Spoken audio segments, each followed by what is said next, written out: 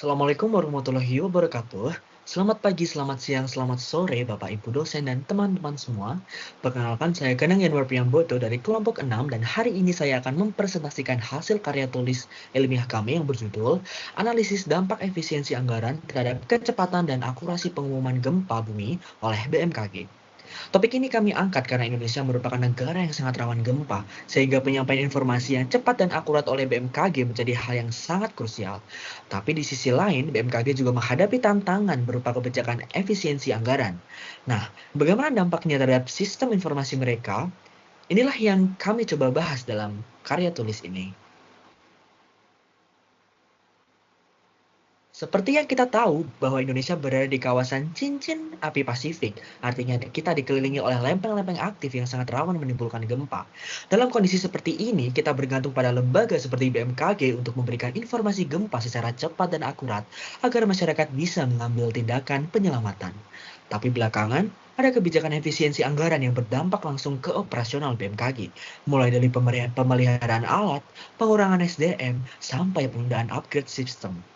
Padahal, kecepatan informasi sangat penting. BMKG sendiri menargetkan informasi awal bisa keluar maksimal 5 menit setelah gempa.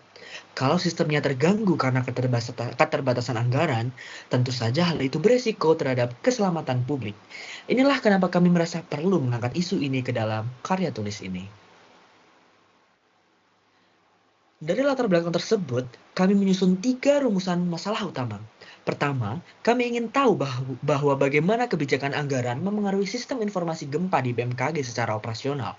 Kedua, kami mencoba melihat secara spesifik bagaimana efisiensi anggaran berdampak pada kecepatan dan akurasi informasi yang disampaikan.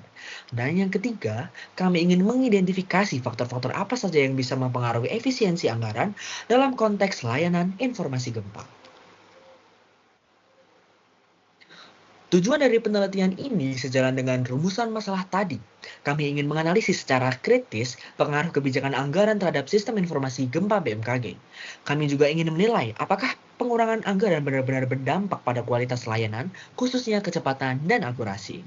Dan terakhir, kami mencoba mencari tahu apa saja yang bisa mendukung atau justru menghambat efisiensi anggaran itu, agar bisa jadi bahan pertimbangan dalam menyusun kebijakan ke depan. Penelitian ini berfokus pada layanan informasi gempa bumi oleh BMKG saja. Kami tidak membahas layanan tsunami, cuaca ekstrim, atau kebencanaan lain. Kami membatasi data pada periode 2020 hingga 2024, yaitu periode di mana kebijakan efisiensi anggaran mulai terlihat nyata dampaknya. Sumber datanya kami ambil dari literatur, laporan resmi, serta survei yang kami lakukan secara daring melalui Google Form.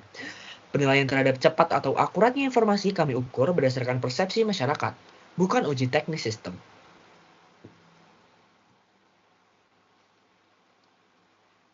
Kami menggunakan metode pendekatan kualitatif deskriptif. Artinya kami tidak mencari hubungan sebab akibat secara matematis, tapi lebih menyoroti bagaimana fenomena ini terjadi dan bagaimana masyarakat meresponnya. Data kami kumpulkan dari 2 arah. Riset literatur dari berita, jurnal, laporan, dan juga dari kuesioner daring yang disebarkan ke 125 responden. Dengan pendekatan ini, kami berharap bisa mendapat gambaran utuh dari sistem BMKG maupun dari sudut pandang masyarakat sebagai pengguna informasi.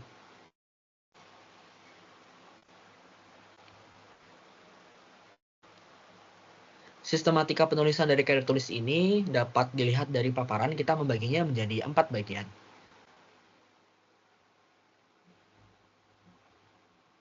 Sebelum masuk ke pembahasan utama, kami mencoba memahami dulu apa itu efisiensi anggaran dalam konteks lembaga publik. Efisiensi bukan sekadar memotong biaya, tapi bagaimana menghasilkan output maksimal dengan input yang minimal. Ini berarti BMKG tetap harus bisa memberikan layanan terbaik meskipun dengan dana yang terbatas. Ada 5 prinsip utama efisiensi yang kami pakai sebagai acuan. Pertama, anggaran berbasis kinerja, kewajaran biaya, prioritas anggaran, transparansi dan akuntabilitas, serta evaluasi berkelanjutan. Kami juga meninjau sistem informasi BMKG, seperti melalui aplikasi info BMKG, kemudian ada BMKG Soft, kemudian ada channel media sosial, ada sistem informasi geografis, ada PTSP online, ada media sosial juga mencakup Instagram, Twitter, X, Facebook, dan YouTube. serta SOP dari BMKG dalam menyebarkan informasi secara cepat. Hal ini pun juga diatur dalam SOP surat keterangan yang sudah diterbitkan oleh BMKG. Nampak anggaran kinerja pada layanan publik, kami juga mencari beberapa studi kasus lain di luar sektor ini yang juga berkaitan serta relate dengan efisiensi anggaran yang ternyata pengaruh pada kinerja layanan publik. Yang pertama ada studi kasus di sektor kesehatan rumah sakit, ternyata serapan anggaran tinggi plus peningkatan layanan dan fasilitas, serapan lambat juga menyebabkan keterbatasan alat medis dan juga tenaga kerja. Kemudian studi kasus yang kedua tentang sektor pendidikan, spesifiknya pada dana BOS, jika tata kelola baik, maka mutu pendidikan juga meningkat. Tetapi jika pengawasan lemah serta dana BOS-nya tidak mencukupi, maka akan menghasilkan dampak yang negatif bagi keberlangsungan di dalam sektor dunia pendidikan. Faktor yang sangat menentukan dampak anggaran terhadap kualitas layanan publik di Indonesia yang pertama ada transparansi, akuntabilitas, kapasitas aparatur dan sistem pengawasan, partisipasi publik, dan implikasinya sama halnya di BMKG apabila efisiensi tak tepat, plus pengurangan staf, keterlambatan info, dan juga alat tidak terawat. Pada akhirnya bahwa apabila efisiensi ini tidak tepat dan tidak strategis, maka akan banyak menimbulkan dampak negatif seperti pengurangan staf, keterlambatan info, sehingga mengurangi kepercayaan dari masyarakat dan justru malah membahayakan masyarakat yang harusnya mendapatkan informasi dari BMKG tersebut.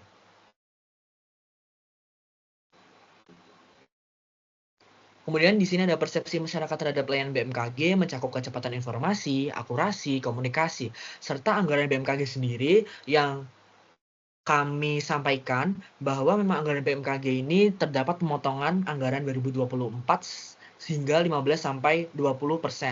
Jadi pemotongannya dapat disingkatkan memang pada tahun 2024 BMKG sudah mengalami efisiensi anggaran yang cukup signifikan dan mempengaruhi masyarakat yang harusnya menerima informasi dari BMKG.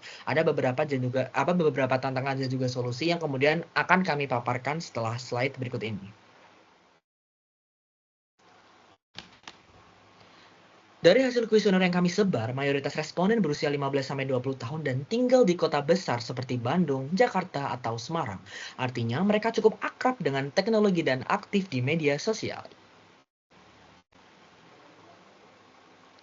86% responden mengaku pernah menerima informasi gempa dari BMKG. Media sosial menjadi saluran utama, terutama Instagram, Twitter atau X, disusul oleh TV dan WhatsApp, tapi hanya 11% yang memakai aplikasi resmi BMKG. Ini menunjukkan aplikasi tersebut mungkin kurang familiar atau tidak user-friendly. Frekuensinya pun bervariasi, walaupun sebagian besar bilang sering menerima info, tapi masih ada sekitar 39% yang merasa tidak selalu dapat info dari BMKG. Ini bisa jadi mungkin karena mereka lebih bergantung pada sumber lain. Kemudian, saat ditanyai soal kecepatan info, 51% responden bilang bahwa BMKG cukup cepat dan 21% bilang sangat cepat. Namun masih ada sekitar 25-27% yang menilai biasa saja atau bahkan lambat. Ini bisa jadi karena perbedaan waktu akses antar media atau wilayah. Soal akurasi, sebagian besar merasa informasi gempa cukup dan sangat akurat, terutama dari segi lokasi dan kekuatan gempa, tapi ada beberapa yang mengeluhkan akurasi waktu dan kedalaman masih bisa ditingkatkan. Ini jadi catatan penting bahwa meskipun BMKG sudah cukup baik, masih ada ruang untuk perbaikan, khususnya dalam menjelaskan proses koreksi data secara publik. Ketika ditanya soal anggaran BMKG, 48% responden tidak tahu apakah sudah cukup atau belum. Tapi 34% merasa anggaran BMKG belum memadai. Aspek yang dinilai paling terdampak jika anggaran dikurangi adalah SDM atau operator lapangan, lalu teknologi pemantauan. Yang menarik, lebih dari separuh responden percaya bahwa efisiensi bisa dilakukan tanpa menurunkan kualitas informasi, selama dilakukan dengan strategi yang tepat. Ini menunjukkan bahwa masyarakat mulai paham bahwa penghematan bukan berarti pengorbanan, asal dikelola dengan cerdas dan juga transparan. Berikut data persepsi anggaran dan juga efisiensi menunjukkan 48% responden tidak tahu apakah sudah cukup atau belum, tapi 34% pun juga merasa anggaran BMKG belum memadai. Dapat kita lihat dalam grafik bahwa lebih dari separuh responden pun percaya bahwa efisiensi bisa dilakukan tanpa menurunkan kualitas informasi, selama dilakukan dengan strategi yang tepat.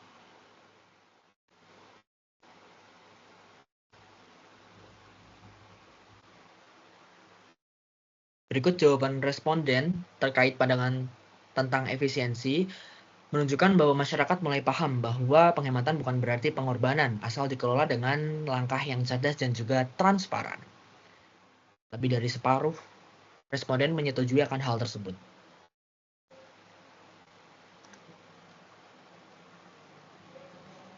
Kemudian, sebagian besar responden menyarankan agar BMKG lebih aktif dan optimal dalam menggunakan media sosial sebagai jalur utama penyebaran informasi gempa. Platform seperti Instagram, Twitter, X, WhatsApp, dan Telegram mungkin dinilai lebih cepat dan familiar sehingga mudah diakses oleh masyarakat. Diharapkan juga aplikasi info BMKG pun bisa lebih sederhana dan ringan supaya bisa digunakan di berbagai jenis perangkat.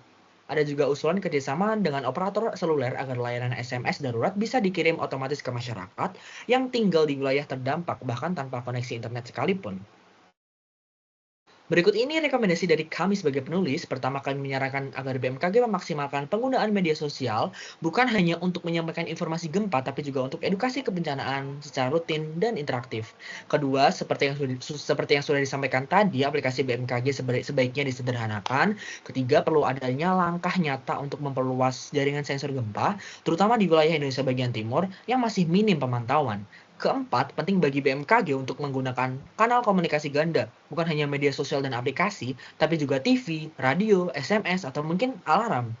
Pendekatan multikanal ini penting agar informasi bisa menjangkau seluruh lapisan masyarakat tanpa kecuali. Kelima, literasi kebencanaan juga tak kalah penting. Literasi ini harus ditingkatkan, misalnya lewat simulasi evakuasi, kampanye digital, pelatihan komunitas, dan lain-lain. Dan terakhir, yang paling penting, kami menyarankan agar pemerintah dan BMKG menerapkan efisiensi anggaran yang bersifat strategis, bukan pemangkasan yang merata. Artinya, dana tetap difokuskan ke hal-hal vital seperti alat deteksi, SDM, dan sistem informasi. Sementara efisiensi bisa dilakukan di sektor lain yang mungkin non-esensial, masih esensial tapi krusialitasnya tidak sekrusial alat-alat vital seperti operasional administratif. Kemudian, kesimpulan dari karya tulis ini adalah bahwa kebijakan efisiensi anggaran punya pengaruh besar terhadap sistem informasi gempa bumi di BMKG, khususnya pada aspek teknologi pemantauan dan SDM. Jika dilakukan tanpa strategi, efisiensi bisa menyebabkan melambatnya distribusi informasi, kurangnya akurasi, hingga menurunnya kepercayaan masyarakat. Namun jika dilakukan secara selektif dan berdasarkan prioritas, efisiensi justru bisa mendorong inovasi dan penggunaan teknologi yang lebih cerdas. Oleh karena itu, kebijakan pengurangan anggaran harus disertai manajemen prioritas dan transparansi agar layanan kebencanaan tetap berjalan optimal. Berikut studi literatur serta daftar pustaka yang kami gunakan. Nah, sebagai penutup, saya ingin menegaskan bahwa efisiensi anggaran memang perlu, tapi harus dilakukan secara bijak dan terarah. BMKG punya peran penting dalam memberikan informasi gempa yang cepat dan akurat, dan hal itu tidak bisa dipisahkan dari dukungan anggaran, alat, dan SDM yang memadai.